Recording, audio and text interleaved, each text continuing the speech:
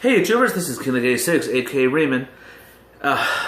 This is my first ever game review. You know, I do live stream on YouTube a lot on my PS4, and one person that watched me, I had over like 10 people watch me. One actually said, "Why don't you do a game review?" Because last time when I was playing this, he says I was thinking about buying it. Do you think I should? And I recommended that he should do it because it's a great game. But I asked him first, have you played Uncharted 1 through 3? And he said, I have. He says, then this is the game for you. Now, Uncharted 4, A Thief's End. Now, I beat this game about 3 days ago. I beat the game around 10:30 a.m. and the next morning, so let me tell you, this game was good.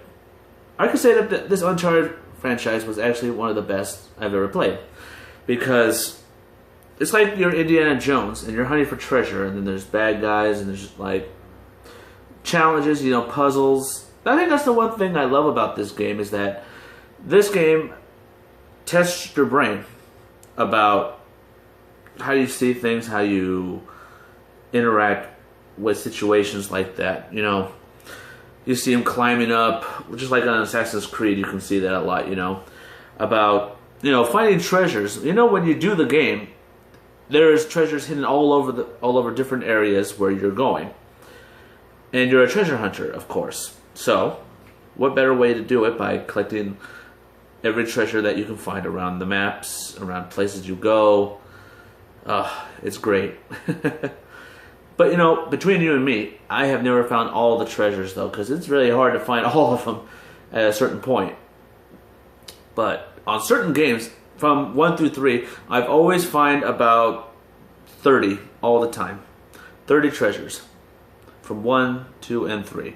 Now, on all the franchises, this would be number 2. Well, it says there's 4. I'll give you my list of what I thought was the best.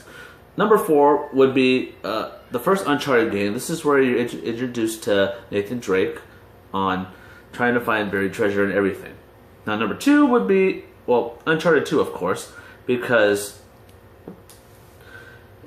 a second adventure, it was alright, but this is where you fight a sadistic general. And let's just say that it was good. The creatures were great, but it lacked that certain pizzazz on treasure hunting. Number 2 would be this. The boss battle was the greatest of all. I mean, seeing how you go on boats, you swim underwater, that was great. It was like the best ever. But the reason why I chose Uncharted 3 as my number 1 is because when you go to this temple, you get this when you drink the water, you get this hallucination that everything's a creature, and you fight your way through it. The puzzles on 3 were very hard, but the way that you how in this game he, you know, is hanging from a train, he's hanging from a boat, he's dangling from a car through with the rope and everything. It feels like you're actually there, and you're hoping that when you make that jump, you kind of have that feeling that, man, I hope I make it, I hope I make it.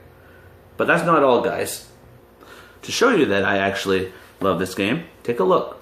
I even got the PS4 release of Uncharted collections from 1 through 3, Uncharted Drake's Fortune, Uncharted 2 Among Thieves, and Uncharted 3 Drake's Deception. And also, to put it all together, Uncharted 4 A Thief's End. Now, I would recommend you guys actually try Uncharted 4 A Thief's End. But if you haven't tried these 3 games right here, I suggest you try those first, because you need to get a feeling of who Nathan Drake is and what's his purpose and his backstory.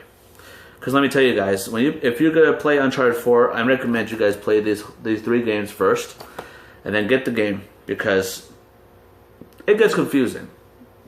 As for me, I beat Uncharted 4 within a week and a half. Because, well, for me, I know exactly what to do. Some of the puzzles were easy and some were hard. So I would say that out of all the puzzles here, from 4 all the way to 1, part 3 actually had one of the hardest puzzles ever.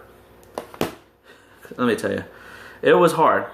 But you know what? These games actually test your mind and test your reflexes on how you think you can handle situations. It makes you feel like you're actually in the game. You know, jumping from platform, hoping that you would make it, just dangling around like that.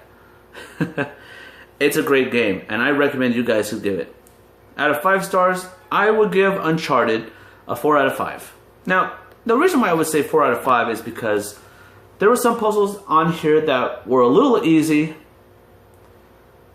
but a little bit medium, if you know what I'm saying. It was semi-hard.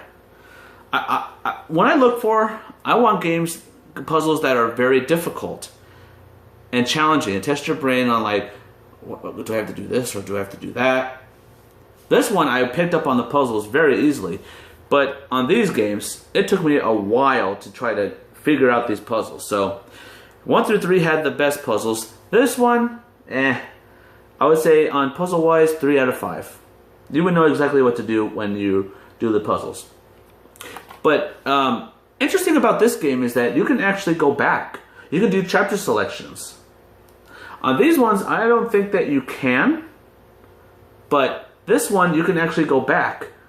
Chapter selections, like it's like Assassin's Creed, like when you enter the Animus and you can go back to certain chapters or certain missions that you want to do, and you want to like do 100%. This, you can actually do that. If you want to get some trophies that you want to earn, it's best to do it. Okay? Well, guys, hey, thank you for watching my very first game review. Be sure to subscribe to my channel for more reactions, more gameplay. From now on, I think I will do that. I will do these game reviews from now on. This was my very first. So, thank you for watching, and don't forget,